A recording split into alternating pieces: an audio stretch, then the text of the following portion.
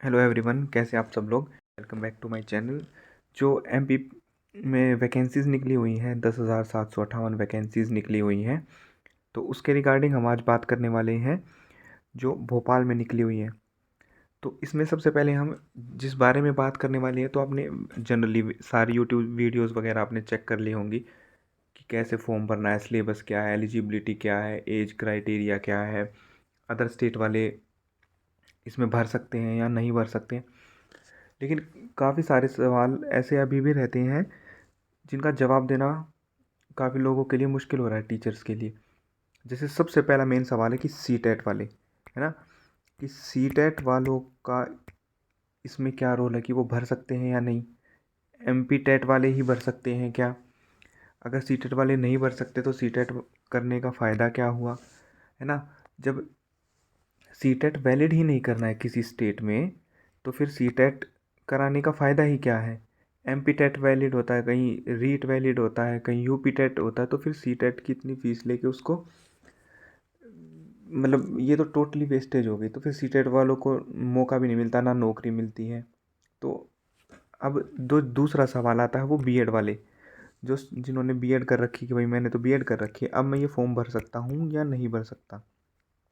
इन सब सवालों के जवाब मैं दूंगा कि जी मेरा फर्स्ट ईयर चल रहा है, मेरा बीएड का सेकंड ईयर चल रहा है, मैं सोशोलॉजी से हूँ, ये फॉर्म भर सकता हूँ, यानी मैंने बीएलएड की हुई है, मैंने एमपी से बीएलएड की हुई है। तो ये कई सवाल हो गए। अच्छा, ये और भी इसमें कि इसमें पीआरटी के अलावा टीजीटी की कोई वैकेंसीज़ है या नहीं है, टीजीटी की कोई वैकेंसीज़ है या नहीं है। तो 2024 में जिन्होंने एमपी टेट किया था वो लोग वैलिड हैं या नहीं है। इस तरीके के काफ़ी सारे सवाल हैं जिनका जवाब मैं अभी देने वाला हूँ इसी वीडियो में। अच्छा, इसके अलावा भी अगर आपके कोई सवाल है तो वो मेरे को कमेंट में लिख देना। हालांकि मैं दो चार सवाल और कर देता हूँ, डीएलएड वाला भी इसमें मैं ले लूँगा। तो कुछ लोग लिख रहे हैं कि 12th पास वाले को ये जॉब मिल जाएगी, 12th पास वाले को टीचिंग की जॉब कैसे मिल सकती है, ये टीचर जिन्होंने जेबीटी कर रखी है। अच्छा, राजस्थान वाले इसमें अलाउड हैं या नहीं है, यूपी वाले, हरियाणा वाले, बिहार वाले, दिल्ली वाले जिन्होंने कर रखी है वो इसमें अलाउड है या नहीं है। इन सब सवालों के जवाब अभी मैं आपको देने वाला हूँ। कुछ महाराष्ट्र के हैं जिन्होंने 12th अभी अभी की है, क्या वो भर सकते हैं या नहीं भर सकते। एप्लीकेशन का लिंक कहाँ है, मैं आईडी पासवर्ड भूल गया, मैं अप्लाई नहीं कर पा रहा हूँ। वैकेंसी जो है, इसका एग्ज़ाम कब तक होगा, इसका सिलेबस क्या रहेगा, इन सब चीज़ों के बारे में हम बात करने वाले हैं। तो शुरू करते हैं, वीडियो को छोटा ही रखेंगे, ज़्यादातर कोशिश यही रहेगी। तो एक जनरल व्यू ले लेते हैं सबसे पहले फॉर्म के बारे में। 1 मिनट, सिर्फ 1 मिनट डिस्कस करेंगे, ज़्यादा नहीं। आपने और भी यूट्यूब वीडियोज़ देखी होंगी। तो जो डेट है वो स्टार्ट होने वाली है 28 से, और जो ख़त्म होगी वो 16/2 को होगी, जो अब एक्सटेंड कर दी गई है। तो वो सब आपको टेंशन लेने की ज़रूरत नहीं है। अप्लाई करते टाइम आपसे फ़ीस ली जाएगी 500 रुपये और 200 रुपये। यूआर कैटेगरी के लिए 500 और जो रिज़र्व कैटेगरी है उनके लिए 200 रुपये।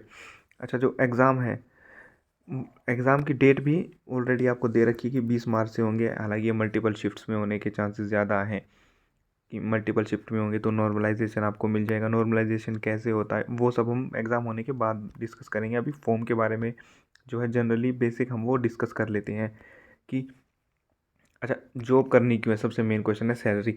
अभी तक कोई सैलरी भी ढंग से नहीं बता पा रहा, और इतने यूट्यूब पर है ऑलरेडी, यहाँ पे हैं लोग बता रहे हैं कि 32,000 रुपये आपकी सैलरी है, सैलरी होगी। और महंगाई भत्ता क्या होता है इनको ढंग से पता नहीं, मालूम क्यों नहीं है। आपकी जो बेसिक पे है वो है 32,000, उसमें आपको टीए मिलेगा, एचआरए मिलेगा, हार्ड पोस्टिंग अगर किसी के है तो वो अलाउंस भी मिलेगा। तो इस तरीके के अलाउंस मिला के वो लगभग आपकी सैलरी 48,000 के अराउंड रहेगी। अगर आपकी ज्वाइनिंग 2026 के बाद होती है, 8th पे कमीशन के बाद, तो आपकी जनरली सैलरी आपकी लगभग 70,000 रुपये होगी। समझ रहे हैं, 70,000 रुपये यहाँ मैं लिख देता हूँ, इतनी ही रहेगी। क्योंकि आप 2.86 का भी चल रहा है, ये सब चीज़ें बाद में बात करते हैं। अच्छा, एलिजिबिलिटी सबसे मेन, की कौन कौन इसमें एलिजिबल है। जिन्होंने 2 साल का डिप्लोमा कर रखा है ना, जेबीटी कुछ बोल देते हैं उसको, डीएलएड बोल देते हैं। सबसे पहले तो ये है, ठीक है, ये वाला। अच्छा, 2 बार इन्होंने एमपी टेट लिया, 2018 वाला और 2023 वाला, तो फिर 2024 वालों को वैलिड क्यों नहीं किया? ये बोर्ड की गलती है। सबसे पहला सवाल जो था कि ये 2024 वाले वैलिड होंगे? नहीं, नहीं होंगे भैया, आप वैलिड नहीं है। और ना ही आप एग्ज़ाम में अगर आप पास भी कर लोगे तो आप अलाउ नहीं किए जाएंगे। लेकिन आप एग्ज़ाम ज़रूर दीजिएगा, एग्ज़ाम ज़रूर दीजिएगा, क्योंकि ये काफ़ी लंबे टाइम से वैकेंसी रुकी हुई थी, तो उनके लिए ये है। अच्छा, इसमें 4-5 क्राइटेरिया देखो, 1 2 3 4 5, ये सब आप अपना एक बार पढ़ लेना। देखो बिल्कुल बहुत साफ लैंग्वेज में लिख रखा है कि आपने 50% के साथ स्नातक की जो डिग्री है वो की हुई हो, ठीक है। और 1 साल का बीएड, स्पेशल बीएड, उनका सवाल कि स्पेशल बीएड वाले हैं या एलिजिबल नहीं है, ठीक है। अच्छा, जिन्होंने बीएड कर रखी है, बीएससी बीएड, ये दोनों और जो 4 साल की डिग्री होती है ना, 10+4 जिसको बोलते हैं, 10+2+4 ना, 12th के बाद डिग्री कर रखी है, तो वो भी एप्लीकेबल है इसमें। अगर आपने हायर सेकेंडरी में 50% ले रखे हैं और जो पहले जो 4 साल की जो शिक्षा शास्त्र में आपने जो डिग्री कर रखी है, बीएलएड वो जिसको बोलते हैं यार, तो भी आप एप्लीकेबल हैं। ये वीडियो लंबी होती जा रही है। अच्छा, जो नंबर ऑफ़ वैकेंसीज़ है वो सब आप देख लेना यार, देखो किस में कितनी है ना। जो स्पोर्ट्स है उसमें आपकी 338 वैकेंसीज़ हैं, कैटेगरी वाइज वो अलग से बता दी जाएंगी। जो म्यूज़िक टीचर की है वो 392 है। एक बार जनरल व्यू लेंगे, बहुत ज़्यादा डीप में नहीं जाएंगे, क्योंकि हमें सवालों का जवाब जो है वो ज़्यादा देना। सबसे ज़्यादा इसमें जो है वैकेंसीज़, ये देखिए 1377, सिर्फ 1377 वैकेंसीज़ हैं जो जो स्पोर्ट्स की हैं। अच्छा, इसके बाद हम चलते हैं, ये फिर से म्यूज़िक की हैं जो 452 है। इसमें जो सैलरी है वो बेसिक पे वो कम हो जाती है। एलिजिबिलिटी क्राइटेरिया आप देख लेना, मैं आपके सवालों के जवाब अब दे देता हूँ। किस में कितनी वैकेंसीज़ हैं, जो एज क्राइटेरिया का है, सब कुछ यहाँ पे दिया गया है ना। एज क्राइटेरिया आप देख लेंगे एक बार। यहाँ पर 5 साल की छूट दी जाती है जो रिज़र्व कैटेगरी से होते हैं। अनरिज़र्व कैटेगरी के लिए कोई भी छूट इसमें नहीं दी गई है। अच्छा, एज क्राइटेरिया एक बार जनरल के लिए जो है मैक्सिमम 40 होती है, तो 40 हो गया, तो जनरली सब जो पढ़ाई कर रहे हैं इस वो 40 से ज़्यादा नहीं होंगे, और कैटेगरी है तो आप उससे ज़्यादा हो सकते हैं। अब आते हैं हम फॉर्म अप्लाई कैसे करना है। अप्लाई करने का लिए जो लिंक है वो मैं आपको प्रोवाइड करा देता हूँ एक बार, कि भाई अप्लाई कैसे करना है हमें। लिंक, तो आप एमपी की जो वेबसाइट है एम्प्लॉय सिलेक्शन बोर्ड, यहाँ पे जाएंगे। यहाँ पे जाने के बाद सबसे पहले आपको जो ओपन करना है ऑनलाइन फॉर्म, ये रहा, आप इसको देख पा रहे होंगे ऑनलाइन फॉर्म को।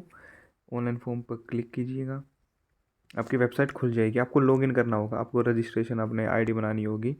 जो आप नीचे आएंगे तो यूज़र नेम आईडी पासवर्ड अगर आपने ऑलरेडी बना रखा है तो ठीक है, वरना फिर आप जो है अपना आईडी पासवर्ड बना सकते हैं। कहाँ से? यहाँ से अपना आईडी पासवर्ड आप बना सकते हैं, ठीक है। अब लॉगिन का भी खेल ख़त्म हो गया।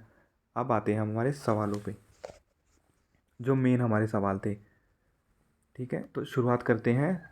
सबसे पहला सवाल जो मैंने आपको बताया था कि एजुकेशन क्वालिफिकेशन जिस तरीके से लिखा हो कि बीएड वालों को ही लेगा, डीएलएड वालों को नहीं लेगा, ऐसी कोई क्लियरिटी उन्होंने नहीं दे रखी। डीएलएड वालों भी, जो बीएलएड वाले हैं उनके लिए भी मैंने आपको बताया था कि हाँ बीएलएड वाले एप्लीकेबल हैं। मैं आपको दिखा देता हूँ कि कहाँ पे है, ये रहा। तो बीएलएड वालों का खेल ख़त्म कि भाई बीएलएड वाले एलिजिबल हैं या नहीं है, ठीक है। बीएलएड वाले कहाँ गए? ये रहे बीएलएड वाले, बीएलएड वाले एप्लीकेबल हैं। दूसरा सवाल, इसका जो सिलेबस है वो मैं आपको प्रोवाइड करा दूंगा। सिलेबस भी ऑलरेडी गिवन है वेबसाइट पे। जो जेबीटी जिन्होंने कर रखी है वो एलिजिबल है, जिन्होंने एचटेट कर रखा वो एलिजिबल नहीं है, जिन्होंने सीटेट कर रखा वो भी एलिजिबल नहीं है, राजस्थान से रीट कर रखा है एलिजिबल नहीं है, यूपी टेट कर रखा है एलिजिबल नहीं है। लेकिन आपने अगर एमपी टेट कर रखा है तो आप सब एलिजिबल हैं इसके लिए। अब ये फॉर्म कैसे भरना है ये सब तो मैं आपको बाद में बता दूंगा। एप्लीकेशन का लिंक है। 12th आपने नहीं की है, 12th कर रहे हैं, बीएड का फर्स्ट ईयर है, बीएड का सेकंड ईयर, ये सब एलिजिबल नहीं है। अच्छा, उसके अलावा भी कुछ सवाल और थे जो मैं याद कर पा रहा हूँ, तो अच्छा, जो शुल्क वगैरह भुगतान वगैरह है वो कैसे किए जाएंगे? जिसने सीटेट पेपर 2 कर रखा है, 1 कर रखा है, ये सब एलिजिबल नहीं है। सीटेट का नाम आप हटा दीजिए इस वैकेंसी से। डीएसएसबी में वैकेंसी आने वाली है नेक्स्ट मंथ, मैं आपको बता दूंगा। आप लोग सब्सक्राइब कर लेना कि भाई कब वो वैकेंसीज आएंगी। अच्छा, इसके अलावा और भी कुछ सवाल थे तो मैं, डीएलएड रहेगा नहीं रहेगा ये सब तो हम बात कर चुके हैं। और तो मेरे ख्याल से कोई सवाल ऐसा बचा नहीं है। अगर किसी का रहता है तो वो कमेंट सेक्शन में मेरे को बता देना यार, मैं रिप्लाई कर दूंगा सबका। अच्छा, सीटेट वगैरह तो आप छोड़ ही दीजिए। सबसे ज़्यादा क्वेश्चन जो मेरे वीडियो पे आ रखे थे, जो मेरे दूसरे चैनल पे हैं, वो सीटेट के रिगार्डिंग ही आ रखे थे। BEd second year first year ये सब नॉट एलिजिबल हैं। कोर्ट केस लगाएंगे सीटेट वाले तो क्या उनको मौका मिल जाए? कोर्ट केस में के चक्कर में आप लोग मत पड़िए भाई। आपकी धड़ाधड़ वैकेंसीज आने वाली हैं, यूपी में भी आने वाली है, बिहार में भी आने वाली है, डीएसएसबी में तो भरमार वैकेंसीज आने वाली है। लगभग 11,000 के आसपास टीजीटी की आने वाली है, पीआरटी की लगभग 3,000 आने वाली है। अच्छा, मैं ऑलरेडी सेलेक्टेड हूँ डीएसएसबी में, बता दूँ उसका पार्ट ए कैसे करना है, पार्ट बी कैसे करना है, बहुत ईजी है। आपको सिर्फ वही पढ़ना है जो मैं आपको बताऊँगा। ठीक है, तो अब वीडियो को बंद करते हैं। Okay, good night.